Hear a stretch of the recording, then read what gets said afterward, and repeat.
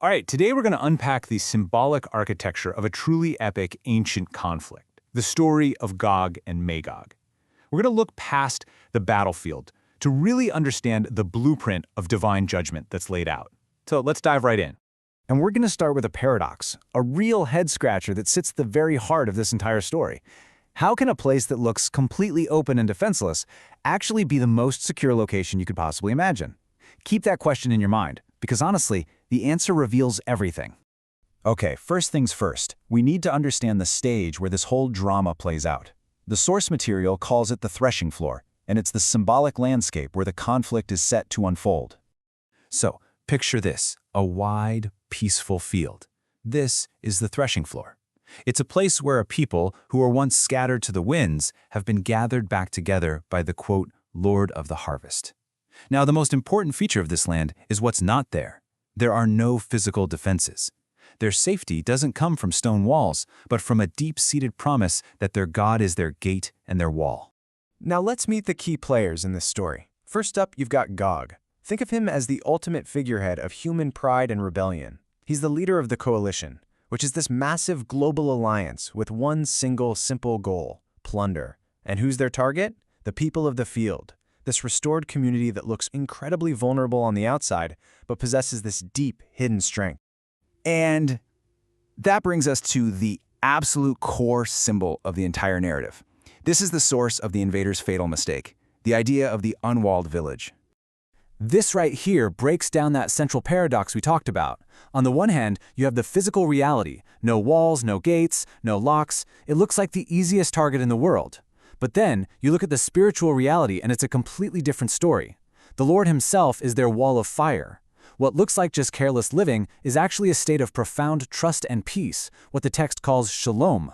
And all that wealth and livestock you see, that's a symbol of restored covenantal favor, a state of blessing that comes from relying on the divine, not on human strength.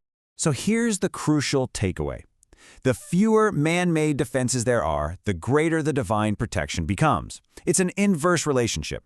Gog looks at this open field and all he sees is opportunity.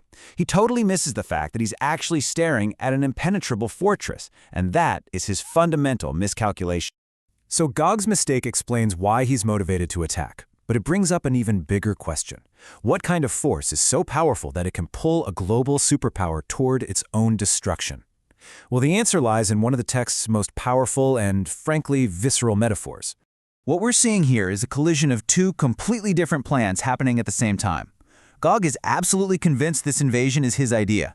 He's driven by greed, by pride, and he's ready to just crush a people he sees as weak. But behind the scenes, a much larger, divine purpose is at work.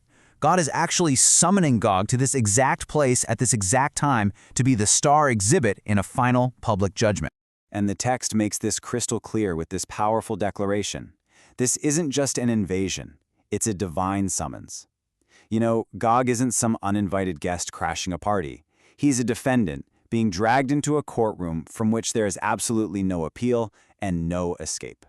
And the force that answers this divine summons is just staggering.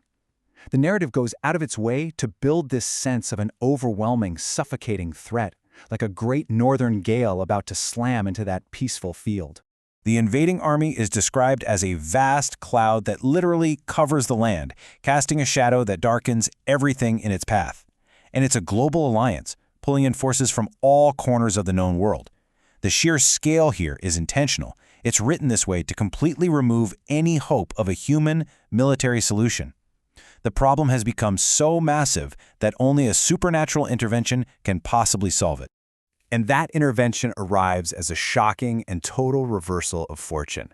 Gog shows up expecting a feast of plunder. Instead, he and his entire army become the main course. The judgment itself unfolds in three very precise waves. First, the earth itself seems to react, striking the land with a massive earthquake. Then, total chaos erupts within the coalition's own ranks, and they turn on each other in a frenzy of self-destruction. And finally, as if that weren't enough, the heavens open up, raining down fire and brimstone. It's a total multi-front annihilation, from the ground up to the sky down. So why this specific method? Why use nature as the weapon of choice? Because it makes the source of the victory absolutely undeniable. No army, no brilliant general, no single nation can take credit for it. The victory belongs solely to the protector of that unwalled village, demonstrating a power that simply cannot be misinterpreted. But the destruction of the army isn't actually the end of the story. What comes next is this incredibly meticulous, symbolic cleansing of the land, all structured around the number of completion, 7. This isn't just a cleanup job. It's a deep spiritual restoration. So here we see these two cycles of 7. For 7 years, the people use the invaders' abandoned weapons for fuel. Think about that. The very tools of war and destruction are transformed into tools that sustain life, a powerful symbol for the end of all conflict. Then, for 7 months, the land is methodically purified of the dead. This is about more than just sanitation. It's about erasing every last trace of the rebellion, cleansing the very memory of pride to restore the sanctity of the field. Which brings us to the ultimate purpose of this entire epic drama. You see, it wasn't just about destroying an enemy. It was about revealing an identity. So, what can we really take away from this whole architecture of judgment? Well, first, it shows that even the height of human ambition can become an unwitting instrument in a much larger divine plan. Second, it teaches that the strongest walls aren't made of stone, but of trust. And finally, that this kind of definitive judgment isn't just about destruction. It's creative. It clears the ground for a final, lasting peace. And that leaves us with one final thought to chew on. If Gog's own thirst for power was the very thing that led him straight to judgment, what does that tell us about the hidden architecture of power itself, and maybe the unseen forces that could be shaping our own ambitions?